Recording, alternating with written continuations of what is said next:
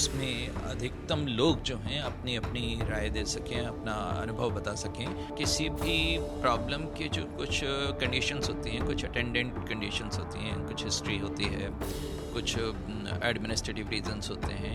इस तरह की बहुत सारी चीज़ें हैं जिससे न केवल जनता को असुविधा होती है, उसके टाइम और उसके जो कहना चाहिए कि उसके आर्थिकी पे प्रभाव पड़ता है, उसके समय, उसका ऊर्जा खर्च होती है, वो तो है ही।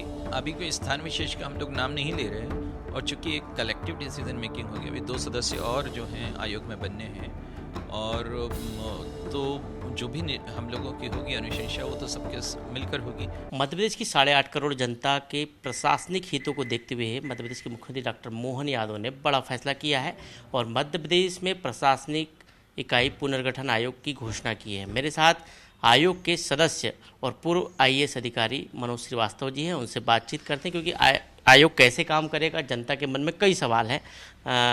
मनोज सर, आयोग कैसे काम करेगा, ये जनता के मन में सवाल है क्योंकि पहली बार मध्य प्रदेश में इस तरह के आयोग का गठन किया गया है। हाँ, जनता के मन में ये सवाल है तो बहुत ही अच्छी बात है, क्योंकि हम इसी उत्सुकता को चाहते हैं। हम लोग चाहते हैं कि मैक्सिमम पॉपुलर पार्टिसिपेशन हो इस डिसीज़न मेकिंग में, या जो हम लोग जो भी अनुशंसाएँ करें तो उसमें अधिकतम लोग जो हैं अपनी अपनी राय दे सकें, अपना अनुभव बता सकें, अपनी परेशानियां बता सकें, और हमें जो है इस तरह का सुझाव दे सकें कि हम अधिकतम जो है जन सुविधा को सुनिश्चित कर सकें।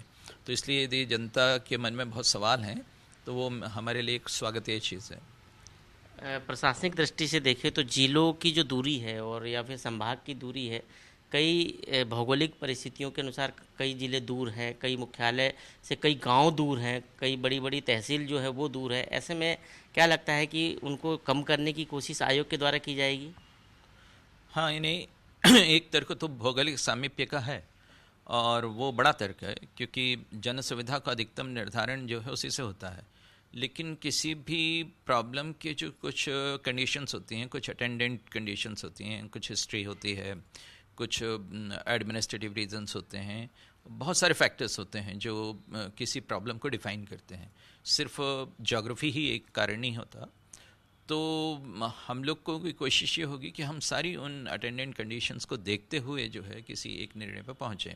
आज मैं देखता हूँ कि कई जगह ऐसी हैं कि जहाँ लोगों को एक नदी को क्रॉस करके जाना पड़ता है और अपने तहसील मुख्यालय के लिए, लेकिन उनके समीपवर्ती ही एक दूसरी तहसील है और उसका मुख्यालय है, जहाँ पर यदि उनको जोड़ दिया जाता तो उनको वो सब कष्ट नहीं उठाने पड़ते। तो एक जगह मैं देखता था कि गांव जो है वो जिस तहसील का अंग है, उस तहसील मुख्यालय से वो 20 किलोमीटर दूर है, लेकिन जो है पड़ोस में एक दूसरी तहसील लगती है जिसके मुख्यालय से वो 3 किलोमीटर दूर है, लेकिन वहाँ उसका अंग नहीं है, उसको वहाँ जाना है पूरा का पूरा। तो इस तरह की बहुत सारी चीज़ें हैं जिससे न केवल जनता को असुविधा होती है, उसके टाइम और उसके जो कहना चाहिए कि उसके आर्थिकी पे प्रभाव पड़ता है, उसके समय, उसका ऊर्जा खर्च होती है, वो तो है ही। उसकी पूरी इकोनॉमिक्स जो है कई बार उसमें हो जाती है, और आप देखो कि इतनी दूर दूर तक सफ़र करने में लोगों का कितना रुपया खर्च होता होगा। यदि यही सब सेविंग्स हो सकें तो इस प्रदेश की इकोनॉमी जो है वो बूस्ट कर जाएगी। तो बहुत सी लेटेंट इकोनॉमिक फोर्सेस हैं जिनको जो है अनलीश किया जा सकता है यदि हम एडमिनिस्ट्रेटिव यूनिट्स का इस तरह से रैशनलाइजेशन कर दें। वो कोशिश हमारी होगी। उदाहरण के तौर पे आप तो इंदौर के कलेक्टर भी रहे हैं। इंदौर से पीथमपुर पास में है, लेकिन वो आता है धार जिले में। ऐसी हम बात करें, नेमावर की बात करें तो नेमावर बिल्कुल हरदा के नज़दीक है, लेकिन वो देवास जिले में है। बुधनी की बात करें तो वो नर्मदापुरम से बिल्कुल 8-9 किलोमीटर दूर है, लेकिन आता है सीहोर जिले में। तो इस तरह की जो कह सकते हैं कि सीमाएं हैं जो, उसको लेकर भी आयोग काम करे।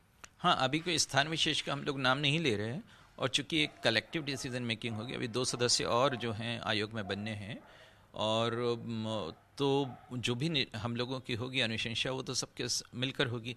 लेकिन हाँ, इन सारे फैक्टर्स पे विचार जरूर किया जाएगा। जनता के सुझाव लिए जाएंगे क्या, दावे आपत्ति, ताकि जनता का भी अपनी तरह से एक ओपिनियन आ जाए? हाँ, उसके लिए हम लोग न केवल विभिन्न जिलों को जो है विज़िट करेंगे, बल्कि जनसुनवाई भी करना चाहेंगे हम लोग, ताकि जनता अपनी बात रख सके और एक बिल्कुल पारदर्शी तरीके से बात हो सके। यदि कुछ लोग जो हैं उनके पास ठोस सुझाव हैं तो वो अपने हिस्टोरिकल और स्टैटिस्टिकल डेटा और मैप के साथ हमारे पास आएँ और हम जो हैं उनको जो है स्वतंत्र रूप से भी समय दे सकते हैं ताकि वो अपनी फ्री और फ्रैंक ओपिनियन हम लोगों के सामने व्यक्त कर सकें। तो कोशिश यही है कि अधिकतम इनपुट लिए जाएं और उसके बाद जो है कोई ऐसी व्यवस्था की जाए जिससे जनता की अधिकतम सुविधा को सुनिश्चित किया जा सके। एमपी में अभी 55 जिले हैं। क्या इस आयोग के कार्य जो रिपोर्ट है वो 1 साल बाद आएगी? संख्या कम ज़्यादा भी हो सकती है। We are open to any situation, यानी तर्क की बात होगी, लॉजिक की बात होगी। यदि लॉजिक ये चाहता है कि चीज़ों को कम किया जाए तो हो सकता है कम हो जाए। यदि लॉजिक ये कहता है कि नहीं, इसको थोड़ी सी और डीपनिंग की जाए तो बढ़ भी सकती है। इसलिए इस मौके पर जो है ये कहना कि वो कम हो जाएंगे या ज़्यादा हो जाएंगे, दोनों ही चीज़ें जो हैं अभी कयास की चीज़ें मानी जाएंगी। मुख्यमंत्री ने आपके कंधों पे बड़ी जिम्मेदारी दी है और आपको इसलिए सबसे पहले चुना गया है ताकि एक आपका जो अनुभव है फील्ड का लंबे समय का, उसका फ़ायदा मिल सके। हाँ, ये उनका विश्वास है और हम लोग कोशिश करेंगे कि उनके इस विश्वास पे खरे उतरें। ये बहुत बड़ा काम है क्योंकि ये प्रदेश की जो है कहना चाहिए कि एडमिनिस्ट्रेटिव डेस्टिनीज से जुड़ा हुआ काम है और इसमें बहुत ही बारीक स्तर पे काम करना है। मुझे सौभाग्य मिला कि मैं मध्य प्रदेश में लगातार 18 साल तक फील्ड में रहा।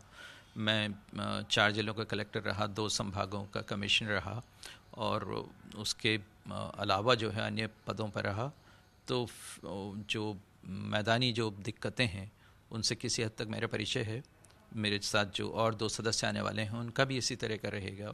तो हम लोगों का जो संयुक्त अनुभव है वो निश्चित रूप से इस कार्य को करने में हमारी मदद तो करेगा। तो आयोग का गठन हो चुका है और 2 सदस्यों की और नियुक्तियां बाकी है और उसके बाद 1 साल तक आयोग अपना काम करेगा और अपनी रिपोर्ट सरकार को देगा। ये देखना होगा कि प्रदेश में जिलों की सीमाएं और जिलों की जो संख्या है वो कम होती है या ज़्यादा। कैमरा पर्सन दीपक पाटीदार के साथ विवेक पटिया, IBC 24 भोपाल।